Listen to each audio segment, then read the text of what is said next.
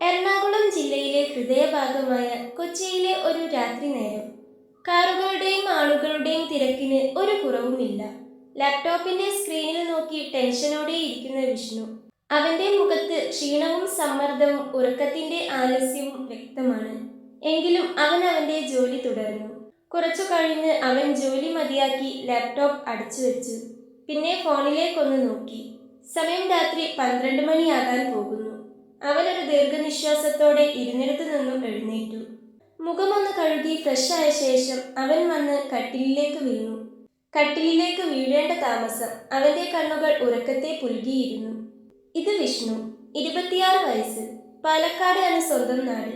ഇവിടെ കൊച്ചിയിൽ ഒരു IT കമ്പനിയിൽ ജോലി ചെയ്യുന്നു. വീട്ടിൽ അച്ഛൻ, അമ്മ, മുത്തശ്ശി, പിന്നെ ഒരു അനിയത്തി. സന്തുഷ്ട കുടുംബം. ഉച്ചമയങ്ങിയൊരു വൈകുന്നേരം സമയം. പാലക്കാട് ഒറ്റപ്പാലത്തെ തെക്കുമുറി ഗ്രാമത്തിലെ ആകെയുള്ള ഒരേ ഒരു ലൈബ്രറി. കുറച്ച് പഴക്കം ചെന്നതാണ്. അതുകൊണ്ട് തന്നെ വല്ലാത്തൊരു പ്രത്യേകതയുണ്ട് ആ ലൈബ്രറിക്ക്. ഇന്നത്തെ അന്തരീക്ഷം നല്ല ശാന്തമാണ്. പുറത്ത് മഴ നേരിയ രീതിയിൽ മാത്രം പെയ്യുന്നുണ്ട്. കൂട്ടത്തിൽ നേർത്തൊരു തണുത്ത കാറ്റും. മാളവിക മരം കൊണ്ട് തീർത്ത ഒരു പഴയ ഷെൽഫിലെ പുസ്തകങ്ങൾ പൊടി തട്ടിക്കളയുകയും ഷെൽഫിൽ അടുക്കി വെക്കുകയും ചെയ്യുകയാണ്. അവളുടെ മുഖത്ത് ശാന്തമായ ഒരു പുഞ്ചിരിയുണ്ട്. അതെപ്പോഴും അവളുടെ മുഖത്ത് ഉണ്ടാവുന്നതാണ്. ഷെൽഫിൽ പുസ്തകം അടുക്കി വെക്കുന്നതിനിടയ്ക്ക് അവളൊരു പഴയ പുസ്തകം കയ്യിലെടുത്ത് കണ്ണടച്ച് അതിൻ്റെ മണം ആസ്വദിച്ചു. ആൾക്ക് ഇതുപോലെയുള്ള ചില വട്ടുകളൊക്കെയുണ്ട്. ആ പുസ്തകം ഷെൽഫിൽ വെച്ച ശേഷം അവൾ ജനലിലൂടെ പുറത്തെ മഴയിലേക്കൊന്ന് നോക്കി. ചില പ്രണയങ്ങളുണ്ട് ഒരു പുസ്തകത്തിന്റെ താളുകൾ മറിയുന്നത് പോലെ, പതിയെ, വളരെ പതിയെ മാത്രം വിടരുന്നത്.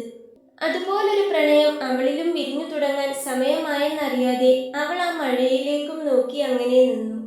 ഒരു ശനിയാഴ്ച വൈകുന്നേരം. വിഷ്ണു 2 ദിവസത്തെ ലീവും വാങ്ങി വീട്ടിലേക്ക് വരികയാണ്. ഇനി ബുധനാഴ്ച രാവിലെയേ പോകുന്നുള്ളൂ. രാവിലെ നേരത്തെ ഇറങ്ങിയാൽ ഓഫീസ് ടൈം ആകുമ്പോഴേക്കും അവിടെ എത്താം. അവന്റെ മുഖത്ത് നഗരത്തിലെ ടെൻഷൻ മാഞ്ഞ് ഒരു ശാന്തത വന്നതുപോലെ. വിൻഡോ സീറ്റിൽ അവൻ പുറത്തേക്ക് നോക്കി അങ്ങനെ ഇരുന്നു. അധികം വൈകാതെ പെട്ടെന്നൊരു ചാറ്റൽ മഴ പെയ്തു തുടങ്ങി. അതവന്റെ ഹൃദയത്തിലേക്കായിരുന്നു പെയ്തിറങ്ങിയത്. അവന്റെ ഹൃദയം ഒന്ന് തണുത്തു കുളിർന്നു. വരുന്ന കാര്യം ആരോടും പറഞ്ഞിട്ടില്ല. പെട്ടെന്ന് വീട്ടിലേക്കൊന്ന് പോരണമെന്ന് തോന്നി. പോന്നു. അവനിറങ്ങേണ്ട സ്റ്റോപ്പിൽ ബസ് നിർത്തിയതും അവനിറങ്ങി. മഴ തോർന്നിട്ടുണ്ട്, അതുകൊണ്ട് പ്രശ്നമില്ല. അവൻ പതിയെ മുൻപോട്ട് നടന്നു. ആരിത്, വിഷ്ണുവോ? ചായക്കടയിലെ നാരായണേട്ടൻ അവനെ കണ്ടതും വിളിച്ചു ചോദിച്ചു. അവൻ നാരായണേട്ടനെ നോക്കി ഒന്ന് ചിരിച്ചുകൊണ്ട് അവിടേക്ക് നടന്നു. എന്തൊക്കെയാ നാരായണേട്ട വിശേഷം? സുഖായിട്ടിരിക്കുന്നോ? ശാരദേച്ചി എവിടെ? അവൻ നാരായണേട്ടനെ നോക്കി മനോഹരമായൊന്ന് ചിരിച്ചുകൊണ്ട് ചോദിച്ചു. അവളിതേ ഇപ്പോ വീട്ടിലേക്ക് പോയിട്ടേ ഉള്ളൂ. പിന്നെ എന്ത് സുഖം മോനെ, അങ്ങനെയൊക്കെ അങ്ങ് പോകുന്നു. നിനക്ക് ചായ എടുക്കട്ടെ? നാരായണേട്ടൻ ചോദിച്ചു. ചായ ഇപ്പോൾ വേണ്ട, തൽക്കാലം ഇത് മതി. അവൻ പറഞ്ഞുകൊണ്ട് അവിടെ വെച്ചിരുന്ന ഉണ്ണിയപ്പത്തിന്റെ ഒരു പേക്ക് എടുത്തു. അവർ തന്നെ ഉണ്ടാക്കുന്നതാണ്, നല്ല രുചിയാണ്. അവൻ വരുമ്പോഴെല്ലാം മറക്കാതെ വാങ്ങും. അവൻ പോക്കറ്റിൽ നിന്നും ഒരു 50 രൂപയുടെ നോട്ടെടുത്ത് നാരായണേട്ടന് നീട്ടി. നാരായണേട്ടൻ ചിരിച്ചുകൊണ്ടത് കയ്യിൽ വാങ്ങി. മേശയിൽ നിന്നും ബാക്കി പൈസ എടുക്കുമ്പോഴേക്കും എന്നാൽ ഞാൻ പിന്നെ വരാമെന്നും പറഞ്ഞ് വിഷ്ണു ഇറങ്ങി നടന്നിരുന്നു. എടാ ചെറുക്കാ, നീ ബാക്കി വാങ്ങിയില്ല. നാരായണേട്ടൻ കടയ്ക്ക് പുറത്തേക്ക് വന്നുകൊണ്ട് വിളിച്ചു പറഞ്ഞു. ഞാൻ 2 ദിവസം ഇവിടെയുണ്ട്, വാങ്ങിക്കോളാം എന്നവൻ തിരിച്ചും വിളിച്ചു പറഞ്ഞു. അവനങ്ങ് നടന്നു പോകുന്നത് നോക്കി നിൽക്കെ നാരായണേട്ടന്റെ ചുണ്ടിലൊരു പുഞ്ചിരി വിരിഞ്ഞു. ഇത് ആദ്യമായിട്ടൊന്നുമല്ല, ഇത് അവന്റെ ഒരു ശീലമാണ്. നാരായണേട്ടൻ ഒരു പാവമാണ്, ഹാർട്ട് പേഷ്യൻ്റ് ആണ്. അന്ന് ഓപ്പറേഷന്റെ സമയത്തൊക്കെ വിഷ്ണു അവരെ ഒത്തിരി സഹായിച്ചിട്ടുണ്ട്. പിന്നെ ഇതുപോലെ വന്നു പോകുമ്പോഴൊക്കെ 500 1000 ഒക്കെ നിർബന്ധിച്ച് കയ്യിൽ പിടിപ്പിക്കുകയും ചെയ്യും. നാരായണേട്ടനും ഭാര്യയും മാത്രമാണ് ഇപ്പോൾ വീട്ടിലുള്ളത്. അവരും നാരായണേട്ടന്റെ കൂടെ എന്നും കടയിലേക്ക് വരും. തിരിച്ചു പോകുന്നതും ഒരുമിച്ച് തന്നെയാണ്. അവർക്ക് ആകെ ഒരു മോളാണുള്ളത്. ആ മോളാണ് അവരെ തിരിഞ്ഞു പോലും നോക്കാറില്ല. അങ്ങനെയുള്ള അവർക്ക് വിഷ്ണുവിനോട് ഒരു പ്രത്യേക സ്നേഹമുണ്ട്. അവന് തിരിച്ചു. എടാ, നീ ഇതെന്താ പറയാതെ വന്നേ? വിഷ്ണു വീട്ടിലേക്ക് നടക്കുമ്പോഴാണ് അവന്റെ അരികിലായി അവന്റെ കൂട്ടുകാരൻ അമൽ അവന്റെ വണ്ടി കൊണ്ടുവന്ന് നിർത്തിയത്. ഒന്നുമില്ലടാ, പണിയെടുത്ത് മനുഷ്യന്റെ നടുവൊടിഞ്ഞു. 2 ദിവസത്തെ ലീവും ഒപ്പിച്ചിങ്ങ് പോന്നു. പറഞ്ഞുകൊണ്ട് വിഷ്ണു അവൻ്റെ ബൈക്കിലേക്ക് കയറി. നടുവൊടിയാൻ നിനക്കെന്താ, ചുമടെടുക്കലാണോ പണി? കമ്പ്യൂട്ടറിൻ്റെ മുൻപിലിരിക്കുന്ന നീ ഇങ്ങനെ പറയുകയാണെങ്കിൽ ഇവിടെ കല്ലും സിമൻറ്റും എടുക്കുന്ന എൻ്റെ അവസ്ഥയോ? അമലിന് സാധാരണ കെട്ടുപണിയാണ്. പിന്നെ പെയിൻ്റ് അടിക്കാനും ഓട്ടോ ഓടിക്കാനും അങ്ങനെ എല്ലാ പണിക്കും പോകും. അമൽ പറഞ്ഞത് കേട്ട് വിഷ്ണു ചിരിച്ചുപോയി. ഇപ്പോൾ തോന്നുക നിന്നെപ്പോലെ ആയാൽ മതിയായിരുന്നെന്ന്. ഒന്നുമില്ലേലും വൈകുന്നേരം പണി നിർത്തി വീട്ടിൽ വന്ന് കിടക്കാലോ, വിഷ്ണു പറഞ്ഞു. ശരിയാ, വീട്ടിൽ വന്ന് കിടക്കാം. എനിക്ക് കിട്ടുന്നത് പോലെ ചില്ലറ പൈസ മതിയാവോ നിനക്ക്? അമൽ ചോദിച്ചു. ചിലപ്പോൾ തോന്നും പൈസയൊന്നും വേണ്ട, അല്പം സമാധാനം കിട്ടിയാൽ മതിയായിരുന്നെന്ന്. എന്താടാ, എന്തേലും പ്രശ്നം? വിഷ്ണുവിൻ്റെ സംസാരത്തിൽ എന്തോ ഒരു വല്ലായ്മ തോന്നിയത് കൊണ്ടാകണം അമൽ അത് ചോദിച്ചത്. ഏയ്, അങ്ങനെ പ്രശ്നമൊന്നുമില്ലടാ. പക്ഷേ മര്യാദയ്ക്കൊന്ന് ഉറങ്ങാൻ പോലും പറ്റുന്നില്ല. റൂമിൽ വന്നാലും ലാപ്പിൻ്റെ മുൻപിൽ ഇരിക്കാനേ നേരമുള്ളൂ. ഇപ്പോൾ വന്നത് തന്നെ നന്നായി ഒന്ന് ഉറങ്ങണം, കുറച്ച് ശുദ്ധവായു ശ്വസിക്കണം, അത്രയേ ഉള്ളൂ, വിഷ്ണു പറഞ്ഞതും അമലൊന്ന് തലയാട്ടി. അപ്പോഴേക്കും വിഷ്ണുവിൻ്റെ വീടിന് മുൻപിൽ അവരെത്തിയിരുന്നു. ശരി, നീ എന്നാ റെസ്റ്റ് എടുക്ക്, നാളെ കാണാം, അമൽ പറഞ്ഞുകൊണ്ട് ബൈക്ക് തിരിച്ചു. എടാ, കയറിയിട്ട് പോകാം, വിഷ്ണു പറഞ്ഞു. വേണ്ടടാ, ചെല്ലട്ടെ, കുറച്ച് തിരക്കുണ്ട്. രാത്രി ഓട്ടോ ഓടാൻ പോണം. നീ പറഞ്ഞ പോലെ എനിക്കും കിടന്നുറങ്ങാനൊന്നും പറ്റുന്നില്ലടാ, നീ ചെല്ല്, പറഞ്ഞുകൊണ്ട് അമൽ വണ്ടി മുൻപോട്ടെടുത്തു. വിഷ്ണു അവൻ പോകുന്നത് ഒന്ന് നോക്കി നിന്ന ശേഷം വീട്ടിലേക്ക് നടന്നു. അത്യാവശ്യം വലിയ ഓടിട്ടൊരു 2 നില വീടാണ് അവൻ്റേത്. വലിയ മുറ്റവും നിറയെ മരങ്ങളുമായി മനസ്സിന് വല്ലാത്തൊരു സുഖം തോന്നുന്ന ഒരു അന്തരീക്ഷം. നേരം ഇരുട്ടായിട്ടുണ്ട്. അവൻ ഗേറ്റ് കടന്ന് വീട്ടിലേക്ക് നടക്കുമ്പോഴേ കണ്ടു ഉമ്മറത്ത് മരത്തിൻ്റെ കസേരയിലിരിക്കുന്ന മുത്തശ്ശിയെ. മുത്തശ്ശി അവനെ കണ്ടിട്ടില്ലെന്ന് തോന്നുന്നു. അവൻ ഉമ്മറത്തേക്ക് കയറിയപ്പോഴാണ് മുത്തശ്ശി അവനെ കണ്ടത്. അവരുടെ കണ്ണിൽ കൊച്ചുമകനോടുള്ള വാത്സല്യം നിറഞ്ഞു. എത്ര ആയടാ നിന്നെ കണ്ടിട്ട്, നീ ഈ മുത്തശ്ശിയെ മറന്നു, മുത്തശ്ശി അവൻ്റെ കവിളിലൂടെ തലോടിക്കൊണ്ട് പറഞ്ഞു. മറക്കാനോ? മുത്തശ്ശിയെ കാണാൻ കൊതി തോന്നിയത് കൊണ്ടല്ലേ ഞാനിപ്പോൾ വന്നത് തന്നെ. അവൻ മുത്തശ്ശിയുടെ തോളിലൂടെ കൈയിട്ട് തന്നോട് ചേർത്ത് പിടിച്ചു. അപ്പോഴേക്കും ഉമ്മറത്തെ ശബ്ദം കേട്ട് അമ്മയും അവിടേക്ക് വന്നു. നീയോ? നീ എന്താ വിച്ചു പറയാതെ വന്നേ? അമ്മ ചോദിച്ചുകൊണ്ട് അവൻ്റെ കയ്യിൽ നിന്നും ബാഗ് വാങ്ങി. ഒന്നുമില്ലമ്മേ, എന്തോ വരണമെന്ന് തോന്നി വന്നു, അത്രയേ ഉള്ളൂ, അവൻ പറഞ്ഞു. നിന്നോട് ഞാൻ എത്രയായി പറയുന്നു ഒന്ന് വന്നിട്ട് പോകാൻ. അപ്പോഴൊക്കെ നിനക്ക് ഒടുക്കത്ത് തിരക്കായിരിക്കും. ഇവിടെയും കുറച്ചു പേര് നിന്നെ കാത്തിരിക്കുന്നുണ്ടെന്ന ബോധം വേണം. അമ്മ അമ്മയുടെ പരാതിക്കെട്ട് അഴിക്കാൻ തുടങ്ങി. എൻ്റെ അമ്മോ, പറയുന്നത് കേട്ടാൽ തോന്നും ഞാനിങ്ങോട്ട് വരാതെയായിട്ട് കൊല്ലങ്ങളായെന്ന്. കഴിഞ്ഞ മാസമല്ലേ വരാതെയുള്ളൂ, അത് തന്നെ അത്രയും തിരക്കായതുകൊണ്ടാ, അവനൊരു നേർത്ത പുഞ്ചിരിയോടെ പറഞ്ഞു. ആ മതി മതി, അവനിങ്ങ് വന്നില്ലേ, നീ അവനെന്തേലും കുടിക്കാൻ കൊടുക്ക്, എൻ്റെ കുട്ടി ക്ഷീണിച്ചു വരുന്നതാ. അങ്ങനെ പറഞ്ഞു കൊടുക്കും മുത്തശ്ശി. മുത്തശ്ശി പറഞ്ഞതും അവൻ മുത്തശ്ശിയുടെ കവിളിൽ നോവാതെ പിടിച്ചുകൊണ്ട് പറഞ്ഞു. അച്ഛൻ വന്നില്ലേ അമ്മേ? അവൻ ചോദിച്ചു. ഇല്ല, വരാനാവുന്നതേയുള്ളൂ. ചായ കുടിച്ചിട്ട് കുളിക്കാൻ പോയാൽ മതിയിട്ടോ, ക്ഷീണം കാണും, പറഞ്ഞുകൊണ്ട് അമ്മ അകത്തേക്ക് നടന്നു. അവനൊരു മൂളലോടെ തലയാട്ടി. വാവാച്ചി, അവളോ?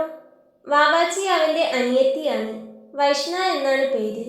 അവൾ മുറിയിലുണ്ട്. നീ വന്നത് അറിഞ്ഞിട്ടില്ലെന്ന് തോന്നുന്നു. അല്ലെങ്കിൽ ഇപ്പോൾ ചീവീട് കരയുന്നത് പോലെ വർത്താനം പറയുന്ന സമയമായി. അമ്മ പറയുന്നത് കേട്ട് അവനൊന്ന് ചിരിച്ചു. ഇപ്പോൾ മനസ്സൊന്ന് തണുത്തിട്ടുണ്ട്, വല്ലാത്തൊരു സുഖം തോന്നുന്നത് പോലെ. അവൻ നേരെ മുകളിലേക്കുള്ള പടി കയറി. മുകളിലാണ് അവൻ്റെയും അവളുടെയും മുറി. അവളുടെ മുറിയുടെ വാതിൽ അടഞ്ഞു കിടപ്പുണ്ട്. അവൻ പതിയെ വാതിലിലൊന്ന് തൊട്ടതും അത് തുറന്നു വന്നു. അവൻ വാതിൽ തുറന്ന് അകത്തേക്ക് കയറിയതും കണ്ടു ഇരുന്ന് കാര്യമായി എന്തോ പഠിക്കുന്ന വാവാച്ചിയെ. വാതിൽ തുറക്കുന്ന ശബ്ദം കേട്ട് തിരിഞ്ഞു നോക്കി അവൾ അകത്ത് നിൽക്കുന്ന വിച്ചുവിനെ കണ്ട് ഞെട്ടി. എന്നാൽ ആ ഞെട്ടലിന് ശേഷം ഏട്ടാ എന്നും വിളിച്ച് ഓടി വന്ന് അവൾ അവൻ്റെ നെഞ്ചിലേക്ക് വീണിരുന്നു. അവൻ അവളുടെ നെറുകിലൂടെ ഒന്ന് തലോടി. ഏട്ടാ, എപ്പോ വന്നു? അവൾ ചോദിച്ചു. ഇപ്പൊ വന്നേ ഉള്ളടി. ആണോ? ചായ കുടിച്ചോ? ഇല്ല, നിന്നെ കണ്ടിട്ട് കുടിക്കാന്ന് കരുതി. ആ, എന്നാ വാ. പിന്നെ ഏട്ടൻ ഉണ്ണിയപ്പം കൊണ്ടുവന്നിട്ടില്ലേ? അവൾ പറഞ്ഞുകൊണ്ട് മുറിക്ക് പുറത്തേക്ക് നടന്നു. നീ പഠിക്കല്ലേ, അത് ചെയ്യ്, അവൻ പറഞ്ഞു. അത് സാരില്ലേട്ടാ. അവൾ അവൻ്റെ കൈയും പിടിച്ചുകൊണ്ട് താഴേക്ക് നടന്നു. ഒരു ചിരിയോടെ അവനും. അല്ല, ഏട്ടൻ ഉണ്ണിയപ്പം കൊണ്ടുവന്നിട്ടില്ലേ? അവൾ വീണ്ടും ചോദിച്ചു. ചോദിക്കുന്നത് കേട്ടാൽ തോന്നും ഉണ്ണിയപ്പം ഞാൻ അവിടുന്ന് കൊണ്ടുവന്നതാണെന്ന്. ഉണ്ണിയപ്പത്തിന് ഇത്ര കൊതിയാണ്, നിനക്ക് നാരായണേട്ടന്റെ കടയിൽ നിന്ന് വാങ്ങിയാൽ പോരെ? അവൻ ചോദിച്ചു. അത് ഏട്ടൻ വാങ്ങിക്കൊണ്ട് വരുന്നത് പോലെ ആവില്ലല്ലോ, അവളൊരു കണ്ണ് ഇറുക്കി ചിമ്മിക്കൊണ്ട് പറഞ്ഞു. പിന്നീട് ചായക്കുടിയും വർത്തമാനവും എല്ലാമായി ആകെ ഒരു ബഹളം തന്നെയായിരുന്നു. അത് കഴിഞ്ഞ് കുളിച്ച് മുറിയിൽ നിന്നിറങ്ങുമ്പോഴേക്കും അവനെ കാത്തുന്ന പോലെ അവനെയും നോക്കി ഹാളിൽ ഇരിപ്പുണ്ട് അവൾ. ഉറങ്ങാൻ കൊതിച്ചു വന്ന അവന് ഒരല്പം പോലും ഉറങ്ങാൻ പറ്റിയില്ലെന്നതാണ് സത്യം. പക്ഷേ അവനതിൽ ഒട്ടും വല്ലായ്മ തോന്നുന്നേ ഉണ്ടായിരുന്നില്ല. തമ്മിൽ വഴക്കും മടിയും പിടിയും കൂടുമെങ്കിലും അവർക്ക് പരസ്പരം വല്ലാത്തൊരു ഇഷ്ടമാണ്. സ്നേഹമാണെങ്കിൽ അയ്യോ, അവരെപ്പോലെ സ്നേഹിക്കുന്ന ഒരു ആങ്ങളെയും പെങ്ങളും ലോകത്തുണ്ടാവില്ല. രാത്രി അച്ഛൻ ജോലി കഴിഞ്ഞ് വണ്ടി കൊണ്ടുവന്ന് നിർത്തിയതേ കേട്ടു അകത്തു നിന്നുള്ള ബഹളം. വിച്ചു വന്നിട്ടുണ്ടെന്ന് അയാൾക്ക് തോന്നി.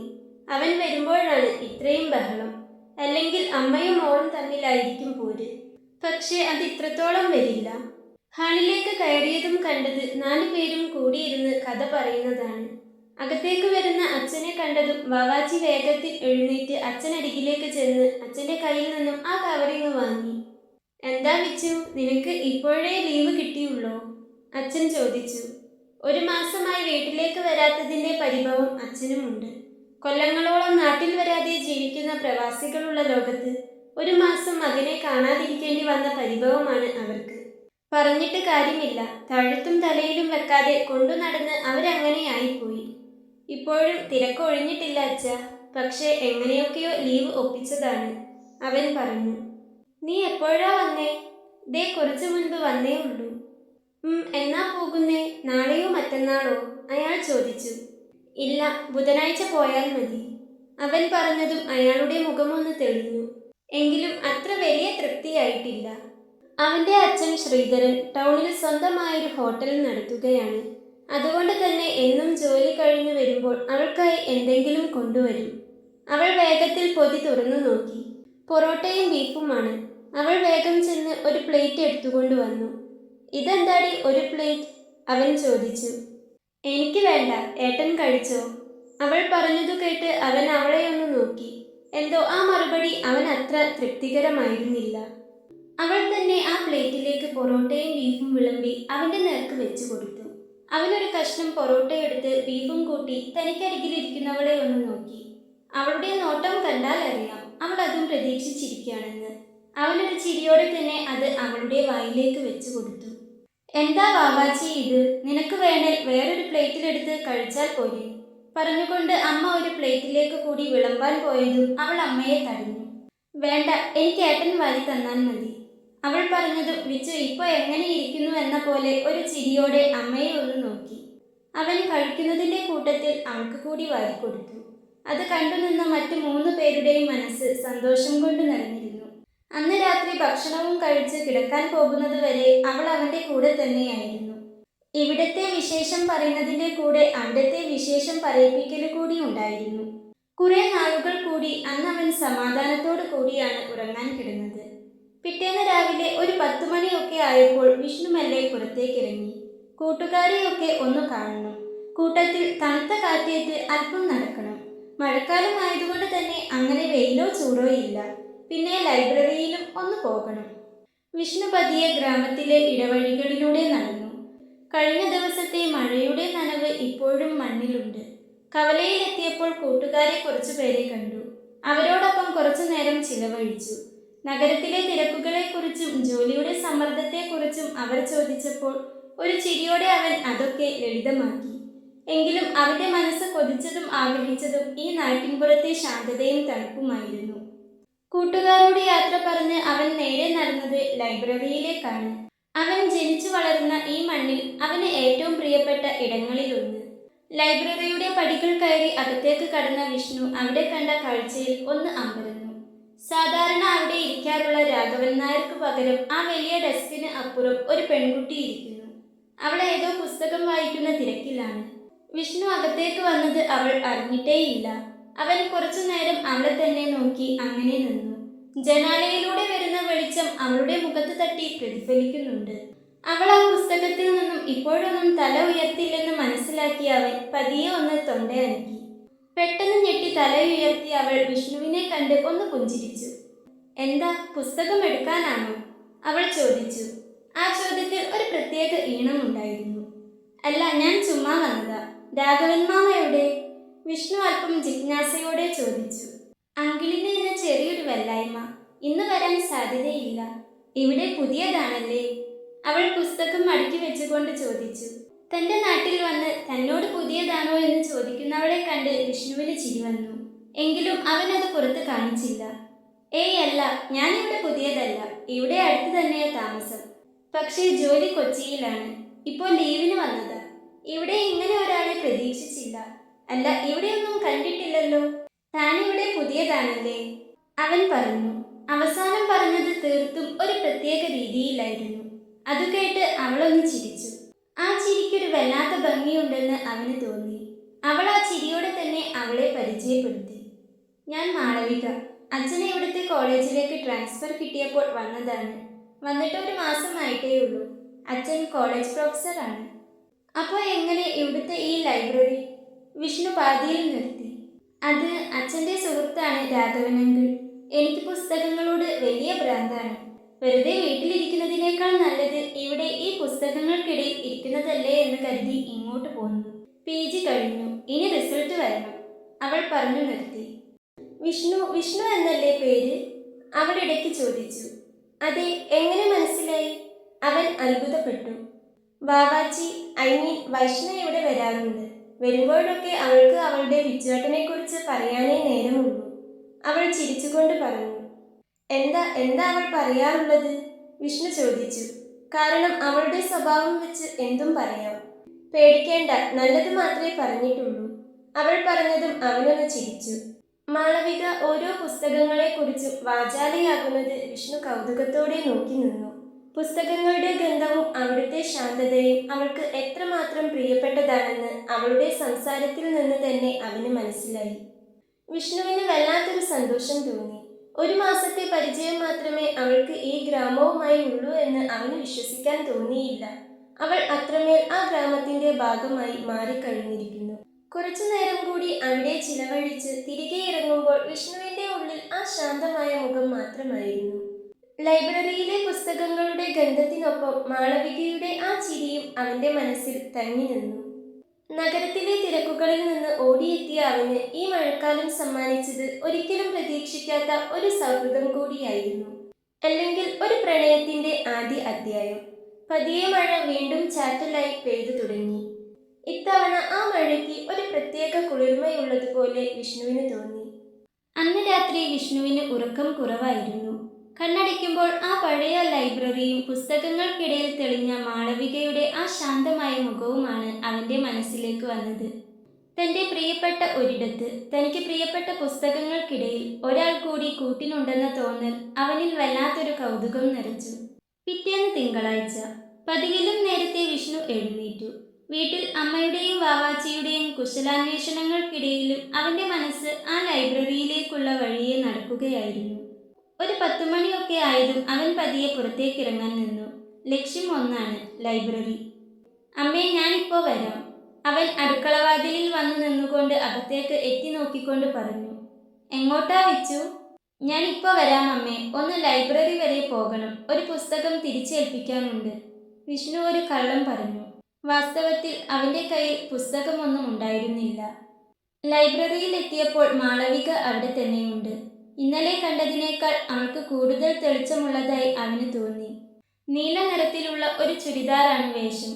മുടി പിന്നിലേക്ക് മെടഞ്ഞിട്ടിരിക്കുന്നു. ആരിത്? വിഷ്ണുവേട്ടനോ? ഇന്നും ലീവാണോ? അവനെ കണ്ടതും അവൾ പുഞ്ചിരിച്ചുകൊണ്ട് ചോദിച്ചു. നാളെ കൂടിയേ ഉള്ളൂ. മറ്റന്നാൾ പോകണം. അവൻ അവൾക്ക് അഭിമുഖമായി ഇരുന്നു. രാഘവൻ മാമ വരില്ലേ ഇന്ന്? അവൻ ചോദിച്ചു. വരും, ഉച്ചയാകും. അവനൊന്ന് തലയാട്ടി. പിന്നെ ഇന്നലെ നിന്റെ അച്ഛനെക്കുറിച്ച് പറഞ്ഞു, പക്ഷെ പേര് ചോദിച്ചില്ല. ശിവപ്രസാദ്. എല്ലാവരും പ്രസാദ് സാർ എന്ന് വിളിക്കും. അച്ഛൻ ഇവിടുത്തെ കോളേജിൽ മലയാളം ഡിപ്പാർട്ട്മെന്റിലാണ്, അവൾ പറഞ്ഞു. അന്നത്തെ പകൽ അവർ ഒരുപാട് സംസാരിച്ചു. കൊച്ചിയിലെ തിരക്കു പിടിച്ച ജീവിതത്തെക്കുറിച്ച് വിഷ്ണു പറഞ്ഞപ്പോൾ മാളവിക അത്ഭുതത്തോടെ കേട്ടിരുന്നു. അവൾക്ക് നഗരങ്ങളിലെ ആ ഓട്ടം ഒട്ടും ഇഷ്ടമല്ലായിരുന്നു. കൂട്ടത്തിൽ വല്ലാത്തൊരു പേടിയും. അവൾക്ക് ഇഷ്ടം ഇതുപോലെയുള്ള ഗ്രാമവും ഇവിടുത്തെ മഴയും നിശബ്ദതയുമാണ്. സംസാരത്തിനിടയിൽ വിഷ്ണു ഒരു പുസ്തകം ഷെൽഫിൽ നിന്ന് തിരയുന്നത് കണ്ട് മാളവിക അരികിലേക്ക് വന്നു. ഏട്ടൻ ഇത് വായിച്ചിട്ടുണ്ടോ? അവൾ എം.ടിയുടെ മഞ്ഞ് എന്ന പുസ്തകം അവന് നേരെ നീട്ടി. അവനത് വായിച്ചിട്ടുണ്ടെങ്കിലും ആ പുസ്തകം കയ്യിൽ വാങ്ങി. അതിൻ്റെ താളുകൾക്ക് ഒരു പഴക്കത്തിൻ്റെ മണമുണ്ടായിരുന്നു. പുസ്തകം വാങ്ങുമ്പോൾ അവളുടെ വിരലുകൾ അബദ്ധത്തിൽ അവൻ്റെ കയ്യിലൊന്ന് സ്പർശിച്ചു. എന്തോ രണ്ടുപേരും ഷോക്കേറ്റതുപോലെ ഒന്ന് വിറച്ചുപോയി. ആ നിമിഷം അവർക്കിടയിൽ ഒരു മൗനം പടർന്നു. പുറത്ത് വീണ്ടും ചാറ്റൽ മഴ പെയ്തു തുടങ്ങിയിരുന്നു. വിഷ്ണുവേട്ട, വാവാച്ചി പറയാറുള്ളത് ശരിയാ. ഏട്ടൻ വല്ലാത്തൊരു പാവമാണ്. ഈ നഗരത്തിലെ ജോലിയൊന്നും ഏട്ടന് ചേരുന്നതല്ലെന്ന് തോന്നും. കുറച്ചു കഴിഞ്ഞതും അവൾ പതിയെ പറഞ്ഞു. വിഷ്ണു അവളുടെ കണ്ണുകളിലേക്ക് നോക്കി. ആ കണ്ണുകളിൽ വിരിയുന്ന തിളക്കത്തിന് എന്തോ ഒരു പ്രത്യേകതയുള്ളതുപോലെ. ശരിയാണ്, ചിലപ്പോൾ എനിക്കും അങ്ങനെയൊക്കെ തോന്നാറുണ്ട്.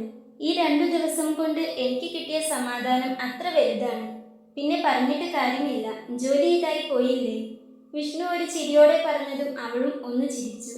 ലൈബ്രറിയിൽ നിന്നും ഇറങ്ങി നടക്കുമ്പോൾ അവർക്കിടയിൽ ഒരു പുതിയ സൗഹൃദം ഉടലെടുത്തതുപോലെ അവന് തോന്നി.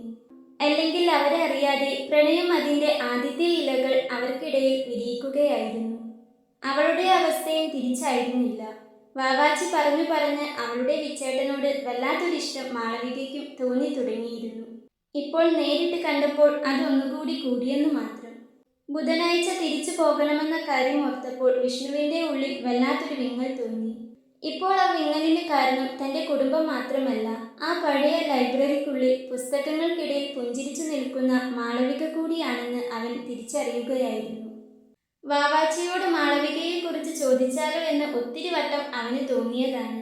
പക്ഷേ അതിനുള്ള ധൈര്യം ഉണ്ടായിരുന്നില്ല എന്നതാണ് സത്യം. തൻ്റെ നാവിൽ നിന്നും എന്തെങ്കിലും ഒന്ന് വീണുപോയാൽ പിന്നെ പെണ്ണിന് അത് മതി.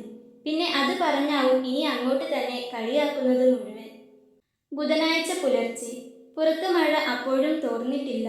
കോടമഞ്ഞ് മൂടിയ പാലക്കാടൻ പ്രഭാതം. പക്ഷേ വിഷ്ണുവിൻ്റെ മനസ്സ് ആ മഞ്ഞിനേക്കാൾ തണുത്തിരുന്നു. തിരിച്ചു പോകാൻ ഒട്ടും താല്പര്യമില്ലാത്ത ഒരു മനസ്സിനെ വലിച്ചെഴുന്നേൽപ്പിക്കുന്നത് എത്ര പ്രയാസകരമാണെന്ന് അവൻ അന്ന് വീണ്ടും തിരിച്ചറിഞ്ഞു. അമ്മ രാവിലെ തന്നെ അടുക്കളയിൽ കയറിയിട്ടുണ്ട്. രാവിലത്തേക്കും ഉച്ചക്കത്തേക്കും വേണ്ടത് ഉണ്ടാക്കുന്ന തിരക്കിലാണ്. വിച്ചു, ദാ ഇത് ഉച്ചക്കത്തേക്കുള്ള ഊണാണ്. രാവിലത്തെ ചായക്കുള്ളതും വെക്കുന്നുണ്ട്. ഇവിടുന്ന് കുടിച്ചു പോയാലും അവിടെ എത്തുമ്പോൾ വിശക്കും. എല്ലാം മേശപ്പുറത്തെ അവൻ്റെ ബാഗിലേക്ക് കൊണ്ടുവച്ചുകൊണ്ട് അമ്മ പറഞ്ഞു. ഉണ്ണിയപ്പവും പലഹാരവും അച്ചാറുമെല്ലാം ഇന്നലെ തന്നെ ബാഗിലാക്കിയതാണ്. എന്തുകൊണ്ടോ വിഷ്ണുവിൻ്റെ കണ്ണുകൾ നിറഞ്ഞു. അവൻ അമ്മയുടെ മുഖത്തേക്കൊന്ന് നോക്കി. അമ്മ മുഖത്തേക്ക് നോക്കുന്നേയില്ല. അവൻ അമ്മയുടെ മുഖം പിടിച്ചുയർത്തി. അമ്മയുടെ കണ്ണുകളും നിറഞ്ഞിട്ടുണ്ട്. അയ്യേ, എന്തിനാ കരയുന്നേ? ഞാനെന്താ അത്ര ദൂരത്തേക്കാണോ പോകുന്നേ? അമ്മയൊന്ന് വിളിച്ചാൽ അപ്പോൾ ഞാനിങ്ങ് എത്തില്ലേ?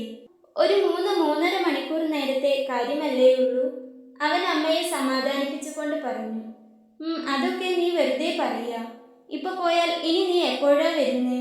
അമ്മ പരിഭവം പറഞ്ഞു. നോക്കട്ടെ, ശനിയാഴ്ച വരാൻ പറ്റുമോന്ന്. ശനിയാഴ്ച വന്നാൽ തിങ്കളാഴ്ച പോകാമല്ലോ. വിഷ്ണു പറഞ്ഞതും അമ്മയുടെ കണ്ണുകളൊന്ന് വിടർന്നു. ആണോടാ, നീ വരുമോ? അല്ലേ വെറുതെ പറഞ്ഞു പറ്റിക്കുന്നതോ? അമ്മ ചോദിച്ചു. അല്ല അമ്മേ, നോക്കട്ടെ, അവൻ പറഞ്ഞു. ജോലിയെടുത്ത് ക്ഷീണം തോന്നുന്നുണ്ട്, വേണ്ടാട്ടോ. മോൻ്റെ സുഖം പോലെ നോക്കി വന്നാൽ മതി. അമ്മ പറഞ്ഞതും അവനൊരു ചിരിയോടെ അമ്മയെ ചേർത്ത് പിടിച്ചു. വിഷ്ണുവിൻ്റെ കണ്ണുകൾ പതിയെ വാവാച്ചിയുടെ മുറിയിലേക്ക് നീണ്ടു. മുറിയുടെ വാതിൽ തുറന്നു കിടപ്പുണ്ട്. മുറിയിൽ ചെന്ന് നോക്കിയപ്പോൾ അവളെ കാണാനില്ല. അവളെവിടെ? അവൻ ചോദിച്ചു. ദേ ഉമ്മറത്ത് ചെന്നിരിപ്പുണ്ട്. മുഖം ഒരു കൊട്ട കണക്കിന് കയറ്റി വെച്ചിട്ടുണ്ട്. അമ്മ പറഞ്ഞതും അവനൊരു ചിരിയോടെ മുത്തശ്ശിയുടെ മുറിയിലേക്ക് ചെന്നു. മുത്തശ്ശി, ഞാൻ പോയിട്ട് വരാമേ. അവൻ മുത്തശ്ശിയുടെ കൈ പിടിച്ചെടുത്തുകൊണ്ട് പറഞ്ഞു.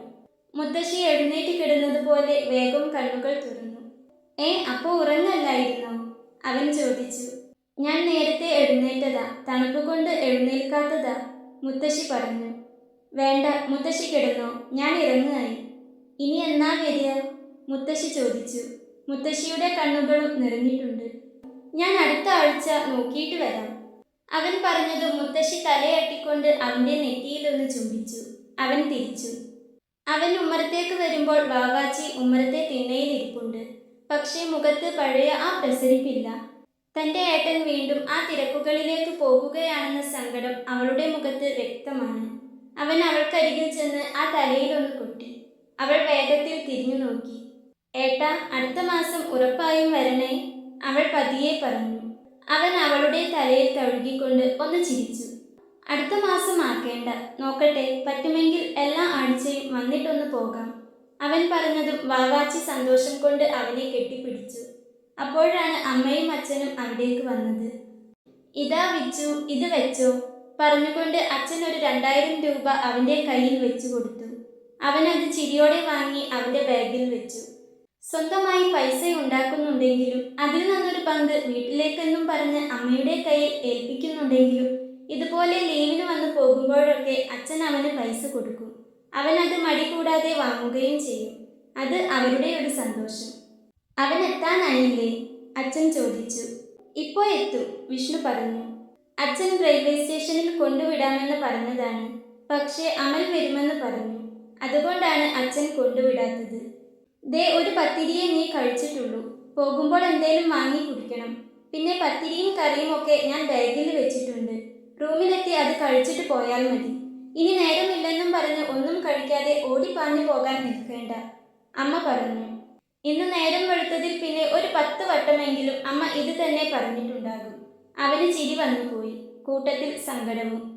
എൻ്റെ അമ്മേ, ഇനിയും ഇതിങ്ങനെ പറയേണ്ട, ഞാൻ കഴിച്ചോളാം, അവനൊരു ചിരിയോടെ അമ്മയുടെ തോളിലൂടെ ചേർത്ത് പിടിച്ചുകൊണ്ട് പറഞ്ഞു. അപ്പോഴും വാവാച്ചിയുടെ കണ്ണുകൾ ഇടയ്ക്കിടയ്ക്ക് പുറത്തേക്ക് നീണ്ടുകൊണ്ടിരുന്നു. പുലർച്ചെ 5:45 ഒരു ട്രെയിനുണ്ട്. അതിൽ ചെന്നാൽ 9 മണിയാകുമ്പോഴേക്കും ഓഫീസിലെത്താം. സമയം ഇപ്പോൾ 5:10 ആയിരിക്കുന്നു. പെട്ടെന്ന് ദൂരെ ഒരു ബൈക്കിന്റെ വെളിച്ചം കണ്ടു. അത് നേരെ വന്നു നിന്നത് അവന്റെ വീടിന്റെ മുറ്റത്തായിരുന്നു. വിഷ്ണു വേഗം ബാഗ് എടുത്ത് തോളിലിട്ടു. പോയിട്ട് വരാം, അമ്മയോടും അച്ഛനോടും പറഞ്ഞുകൊണ്ട് അവൻ വാവാച്ചിയുടെ തലയിലൊന്ന് കൊട്ടി. ഏട്ടൻ പോയിട്ട് വരാം, ഉറക്കം കളയണ്ട, ചെന്നുറങ്ങിക്കോ, അവൻ പറഞ്ഞതും അവളൊന്ന് തലയാട്ടി. അടുത്ത ആഴ്ച വരണം, പറ്റിക്കരുത്, വാവാച്ചി പറഞ്ഞു. ആ ഡി വരാം. അവൻ അവളുടെ കയ്യിലൊന്ന് പിടിച്ചുകൊണ്ട് വണ്ടിയിലേക്ക് കയറി. സ്റ്റേഷനിൽ എത്തിയിട്ട് വിളിക്കണേ, അമ്മ പറഞ്ഞു. ആ വിളിക്കാം അമ്മേ, വിഷ്ണു പറഞ്ഞു. ഒന്നും മറന്നിട്ടില്ലല്ലോ, എല്ലാം എടുത്തില്ലേ? അമൽ ചോദിച്ചു. എല്ലാം എടുത്തു, നീ വിട്ടോ, അവൻ പറഞ്ഞതും അമൽ വണ്ടി മുൻപോട്ടെടുത്തു. അവരുടെ വണ്ടിയുടെ വെളിച്ചം അങ്ങ് ദൂരെ മറഞ്ഞതും എല്ലാവരും വാതിലടച്ച് അകത്തേക്ക് വന്നു. വാവാച്ചയ്ക്ക് ആയിരുന്നു ഏറ്റവും കൂടുതൽ സങ്കടം. ഏട്ടൻ പോകുന്നതിൻ്റെ കൂടെ അമൽ ഒരു വട്ടം പോലും തന്നെയൊന്ന് നോക്കിയില്ലല്ലോ എന്ന സങ്കടം. അവൾക്ക് അമലിനെ ഇഷ്ടമാണ്. ആദ്യം പറയാതെ ഉള്ളിലൊതുക്കി കൊണ്ടു നടന്നു. എന്നാൽ അവനിനി വേറെ ആരെയെങ്കിലും സ്നേഹിച്ചു പോയാലോ എന്നൊരു പേടി തോന്നി തുടങ്ങിയതും തൻ്റെ ഇഷ്ടം അവനെ ഒന്ന് അറിയിച്ചിടണം എന്നെങ്കിലും അവൾക്ക് തോന്നി. അങ്ങനെയാണ് അവൾ അവനോട് അവളുടെ ഇഷ്ടം പറഞ്ഞത്. പക്ഷേ അമൽ മറുത്തൊന്നും ആലോചിക്കാതെ തന്നെ നോ പറഞ്ഞു. അതിന്റെ ശേഷം അമൽ അവളെ എവിടെ വെച്ച് കണ്ടാലും കാണാത്തതുപോലെ നടക്കും. പിന്നീടും അവൾ ഒത്തിരി വട്ടം അവന്റെ പിറകെ നടന്നു. അവസാനം അത് അവന് വല്ലാത്തൊരു ബുദ്ധിമുട്ടുണ്ടാക്കുന്നുണ്ടെന്ന് തിരിച്ചറിഞ്ഞപ്പോഴാണ് അവൾ അത് നിർത്തിയത്.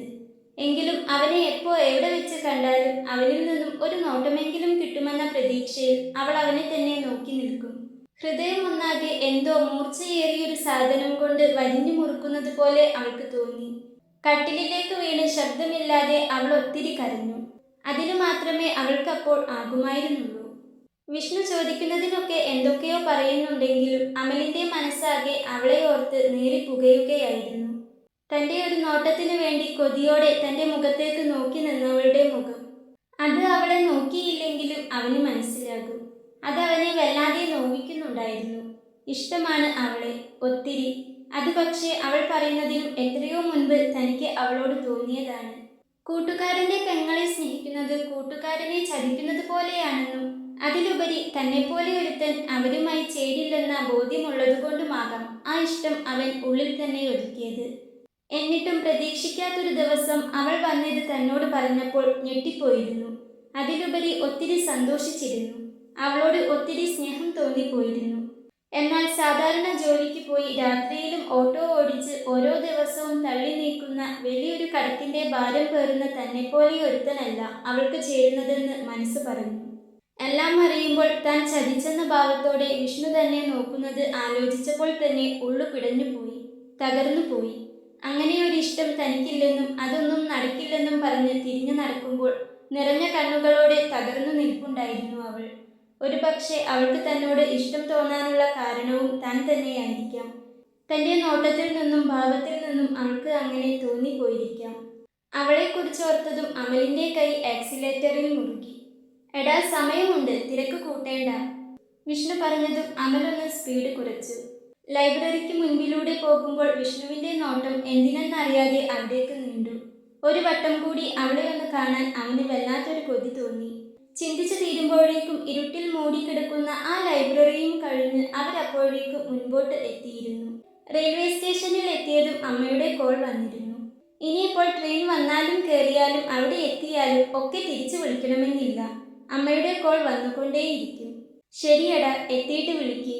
ട്രെയിൻ വന്നു നിന്നതും അമൽ പറഞ്ഞു. വിഷ്ണു അവൻ്റെ കയ്യിലൊന്ന് പിടിച്ചുകൊണ്ട് തലയാട്ടി. പിന്നെ ട്രെയിനിലേക്ക് കയറി. വണ്ടി സ്റ്റേഷനിൽ നിന്നും എടുത്തു കഴിഞ്ഞ ശേഷമാണ് അമൽ തിരികെ വന്നത്. വിഷ്ണു വീണ്ടും അവൻ്റെ ജോലിയിലേക്ക് കടന്നു. ബുധനാഴ്ച വന്നിട്ടല്ലേ ഉള്ളൂ, അതുകൊണ്ട് ഈ ശനിയാഴ്ച വീട്ടിലേക്ക് പോകുന്നില്ല. ശനിയാഴ്ച രാത്രി ജോലിയെല്ലാം തീർത്ത് വീട്ടിലേക്ക് വിളിച്ച് സംസാരിച്ച ശേഷം അവൻ വെറുതെ ബാൽക്കണിയിൽ വന്നിരുന്നു. നാളെ ഞായറാഴ്ച ആയതുകൊണ്ട് നേരം വൈകി എഴുന്നേറ്റാലും മതി. നല്ല തണുത്ത കാറ്റുണ്ട്. അവൻ ആ കാറ്റും കൊണ്ട് പുറത്തെ കാഴ്ചകളിലേക്ക് കണ്ണും നട്ടങ്ങനെയിരുന്നു. പെട്ടെന്നാണ് അവന് അവൾ തന്ന ആ പുസ്തകം ഓർമ്മ വന്നത്. അവൻ വേഗം ചെന്ന് ബാഗിൽ നിന്നും ആ പുസ്തകം എടുത്തു. മഞ്ഞ്, MT വാസുദേവൻ നായർ. അവൻ പതിയെ ആ പുസ്തകം ഒന്ന് മറിച്ചു നോക്കി. പിന്നെ പതിയെ അതിൻ്റെ ഗന്ധമൊന്ന് വലിച്ചെടുത്തു. അതിൻ്റെ താളുകൾക്ക് പഴയ കടലാസിൻ്റെ മണമായിരുന്നു. എന്തൊക്കെയോ പ്രത്യേകതയുള്ളൊരു പുസ്തകം പോലെ. ഒരു പക്ഷേ അതിൽ നിറഞ്ഞു വരുന്നത് അവളുടെ മുഖമായതുകൊണ്ടാകാം. അവൻ വീണ്ടും അത് മറിച്ചു നോക്കി. അതിലൊരു പേജ് തുറന്നു വന്നു. അതിൽ ഇങ്ങനെ എഴുതിയിരിക്കുന്നു: എനിക്ക് നിങ്ങളെ ഇഷ്ടമാണ്. കാരണമൊന്നുമില്ല. ഓ, പരിഭ്രമിക്കാനൊന്നുമില്ല. വഴിയിൽ തടഞ്ഞു നിർത്തില്ല. പ്രേമലേഖനം എഴുതില്ല. ഒന്നും ചെയ്യില്ല. ഒരു ബന്ധവും സങ്കല്പിക്കാതെ വെറുതെ എനിക്ക് നിങ്ങളെ ഇഷ്ടമാണ്. കറുത്ത മഷി കൊണ്ട് അത് അടിവരയിട്ട് വെച്ചിരിക്കുന്നു. അവനത് വീണ്ടും വീണ്ടും വായിച്ചു നോക്കി. ഓരോ തവണ വായിക്കും തോറും അവളുടെ മുഖം വീണ്ടും വീണ്ടും തെളിഞ്ഞു വരുന്നു. അവൻ അറിയാതെ തന്നെ അവൻ്റെ ചുണ്ടിലൊരു പുഞ്ചിരി വിരിഞ്ഞു. ദിവസങ്ങൾ പതിയെ കടന്നുപോയി. വീണ്ടും ഒരു ശനിയാഴ്ച ദിവസം വന്നു ചേർന്നു. ഇപ്പോഴും ജോലി തിരക്ക് തന്നെയാണ്. ഈ ആഴ്ച വീട്ടിലേക്ക് പോകുന്നില്ലെന്ന് വിചാരിച്ചതാണ്. പക്ഷേ ഇന്നലെ രാത്രി അമ്മ വിളിച്ചപ്പോൾ പറയുന്നത് മൊത്തം ഇന്ന് താൻ വരുന്നതിനെ കുറിച്ചാണ്. അമ്മ മാത്രമല്ല, വാവാച്ചിയും മുത്തശ്ശിയുമെല്ലാം. എന്തോ അവരെ വിഷമിപ്പിക്കാൻ തോന്നിയില്ല. ചെയ്തു തീർക്കാനുള്ള ഫയലുകളെല്ലാം ബാഗിലെടുത്തു വെച്ച് അവൻ നാട്ടിലേക്ക് പുറപ്പെട്ടു. അമൽ വിളിച്ചപ്പോൾ വീട്ടിലേക്ക് വരുന്നുണ്ടെന്ന് പറഞ്ഞിട്ടുണ്ട്.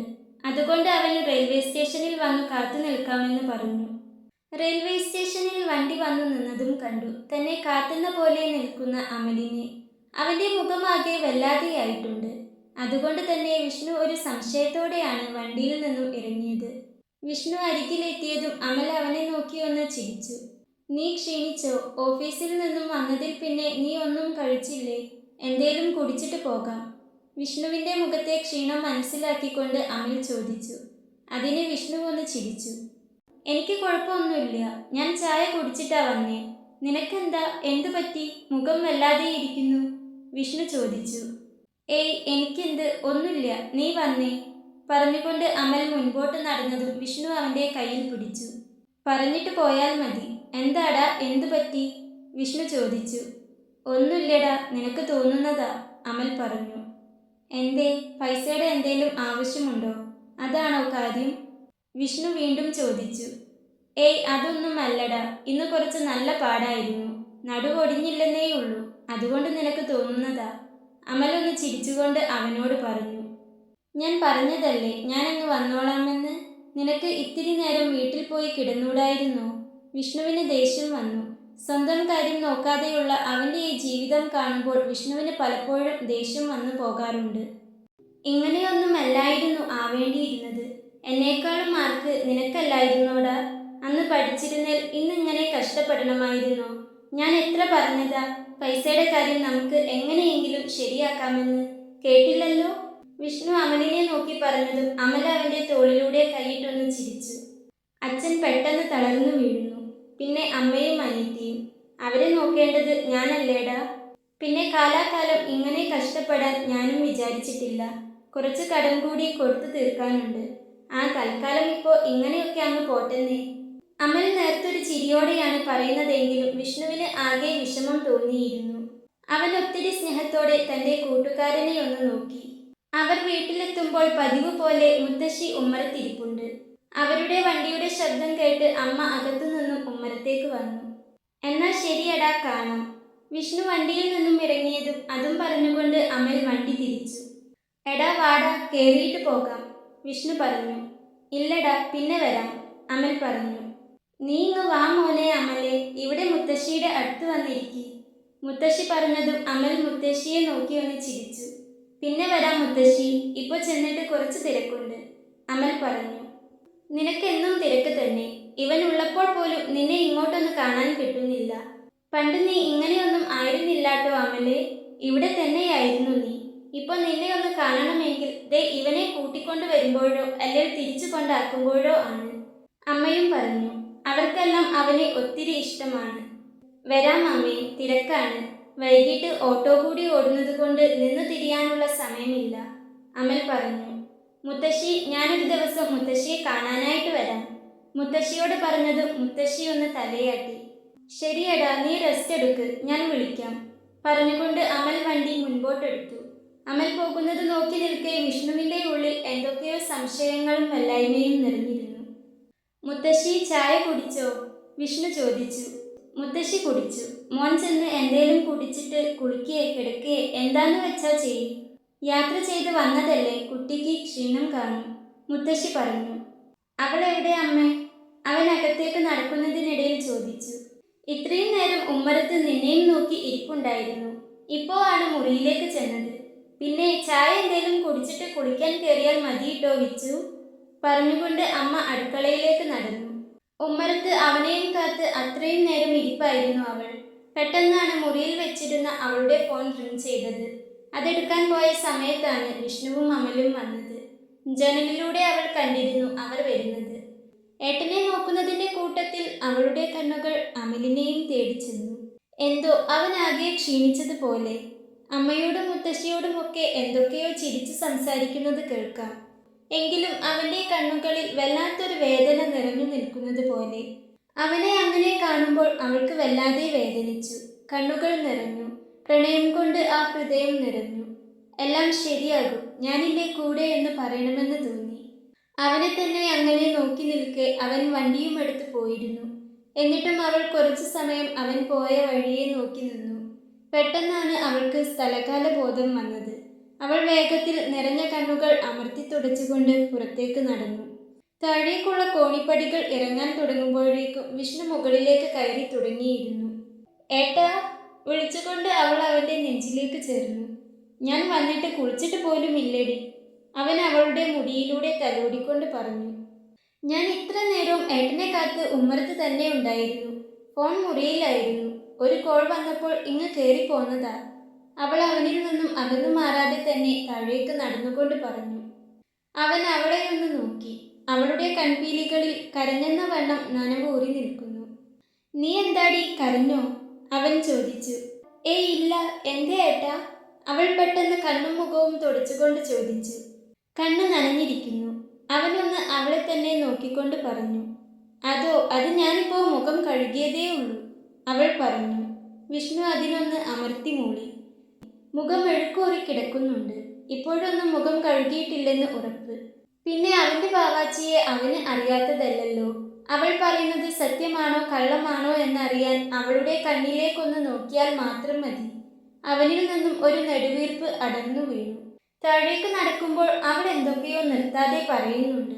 അതിനെല്ലാം ചിരിയോടെ അവനും മറുപടി പറഞ്ഞുകൊണ്ട് താഴേക്ക് നടന്നു. വിഷ്ണുവിനെ വീട്ടിലാക്കി തിരിച്ചു പോരുമ്പോഴും അമലിന്റെ മുഖവും മനസ്സും വല്ലാതെ തന്നെയിരുന്നു. ഇന്ന് ചെന്നപ്പോൾ അവളെ അവിടെയെങ്ങും കണ്ടതുമില്ല. അല്ലെങ്കിൽ തൻ്റെ മുഖത്തു നിന്നും കണ്ണെടുക്കാതെ അവളിങ്ങനെ നിൽക്കുന്നതാണ്. ഇന്ന് അവളെ കാണാത്തത് കൊണ്ടാകണം അവൻ്റെ വല്ലായ്മ ഒന്നുകൂടി കൂടിയത്. ഇന്ന് രാവിലെ ദിവാകരേട്ടൻ്റെ പുതിയ വീട്ടിലായിരുന്നു പണി. രാവിലെ ഒരു 10 മണിയൊക്കെ ആയപ്പോൾ ചായ കുടിക്കാൻ ഇറങ്ങിയതാണ് അവനും അവൻ്റെ കൂടെയുള്ളവരും. അവിടെ നാട്ടിൽ എവിടെയെങ്കിലുമാണ് പണിയെങ്കിൽ നാരായണേട്ടൻ്റെ ചായക്കടയിൽ നിന്നുമാണ് അവർ ചായ കുടിക്കാറ്. ചായ കുടിച്ചു കഴിയാനായപ്പോഴാണ് അവിടേക്ക് ബ്രോക്കർ സുധാകരൻ കയറി വന്നത്. നാരായണേട്ട, കടുപ്പത്തില് മധുരം കൂട്ടിയൊരു പാൽച്ചായ പറഞ്ഞുകൊണ്ട് സുധാകരേട്ടൻ മരത്തിന്റെ ബെഞ്ചിലേക്കിരുന്നു.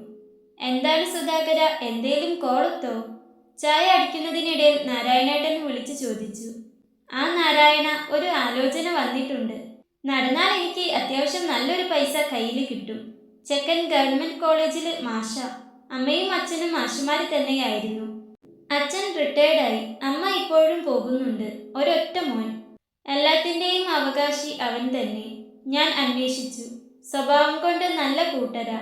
പിന്നെ പൈസയ്ക്കും കുറവൊന്നുമില്ലാലോ, സുധാകരേട്ടൻ പറഞ്ഞു. ആഹാ, കൊള്ളാലോ. എന്നിട്ട് ആരെയാ കാണിച്ചു കൊടുത്തേ? ഇത്ര നല്ല ചെക്കനെ ആർക്കാണ് കിട്ടാൻ പോകുന്നതെന്ന് അറിയാനുള്ള ഒരാവേശത്തിൽ നാരായണേട്ടൻ ചോദിച്ചു. ഏയ്, അങ്ങനെ ആർക്കും കാണിച്ചു കൊടുത്തിട്ടില്ല. കൊടുക്കാൻ പോകുന്നേയുള്ളൂ. നമ്മുടെ ശ്രീധരന്റെ മോളില്ലേ, എന്തായിരുന്നു ആ കുട്ടിയുടെ പേര്? ആ, വൈഷ്ണ. ആ കുട്ടിക്ക് കല്യാണപ്രായമൊക്കെ ആയില്ലേ? നല്ല കുട്ടിയാണ്. സാഹചര്യവും എല്ലാം നോക്കുമ്പോൾ ഇവരുമായി ചേരും. അവളെ കാണിച്ചു കൊടുക്കാമെന്നാ ഞാൻ വിചാരിക്കണേ. ഹോട്ടലിൽ പോയാൽ ശ്രീധരനെ കാണാൻ പറ്റുമല്ലോ. ഇന്ന് തന്നെ പോയി ഇതൊന്ന് പറയണം. നല്ല ബന്ധമാണ്. അറിഞ്ഞാൽ മുടക്കം പറയാൻ മാത്രം കാരണങ്ങളൊന്നും ശ്രീധരന് ഉണ്ടാകില്ല. അതുകൊണ്ട് ഇതെപ്പോ നടന്നെന്ന് ചോദിച്ചാൽ മതി. സുധാകരേട്ടൻ പറഞ്ഞു തീരുമ്പോഴേക്കും നാരായണേട്ടൻ ചായ കൊണ്ടുവന്ന് മേശപ്പുറത്ത് വെച്ചിരുന്നു. ചായ കുടിച്ചുകൊണ്ടിരുന്നതും സുധാകരേട്ടൻ പറഞ്ഞതു കേട്ട് അമലൊന്ന് ഞെട്ടി. ശ്രീധരന്റെ മകൾ വൈഷ്ണ. അതുമാത്രം അവന്റെ കാതിൽ മുഴങ്ങിക്കേട്ടു. അതുവരെയും സുധാകരേട്ടൻ പറയുന്നത് കേട്ട് പ്രത്യേകിച്ചൊന്നും തോന്നാതിരുന്ന അവന് അവളുടെ പേര് കേട്ടതും അവന്റെ നെഞ്ചു പിടഞ്ഞു.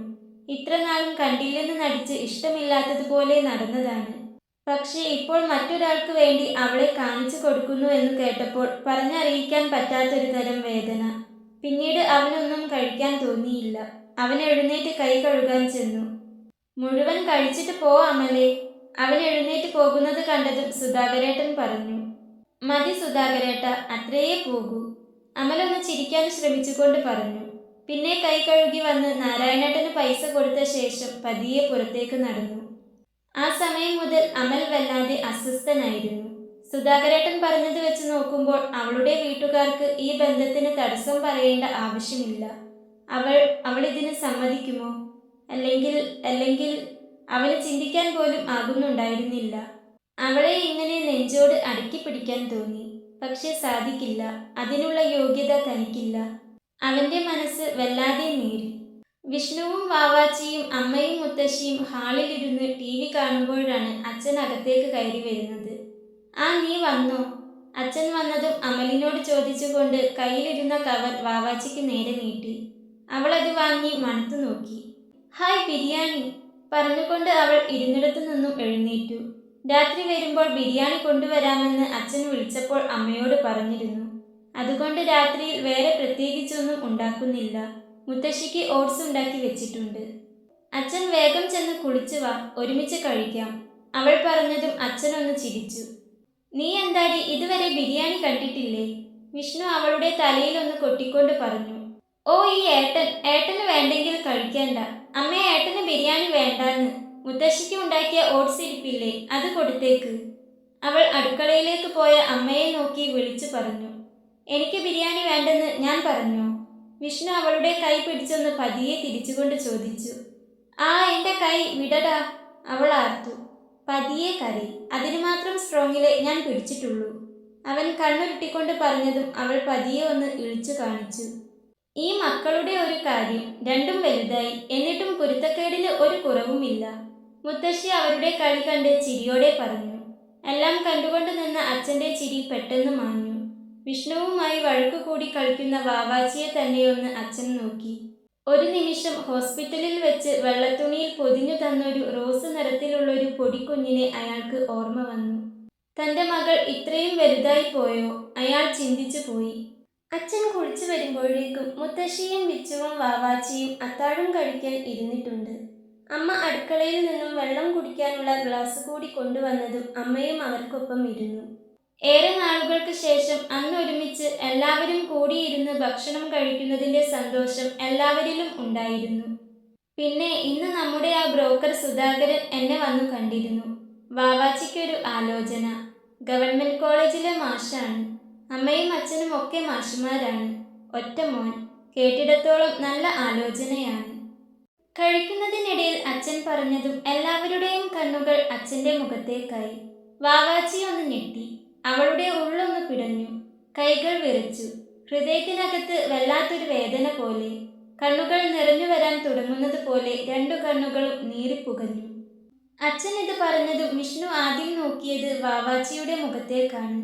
അവളുടെ ഇരിപ്പും ഭാവവും അവൻ കണ്ണെടുക്കാതെ നോക്കിയിരുന്നു.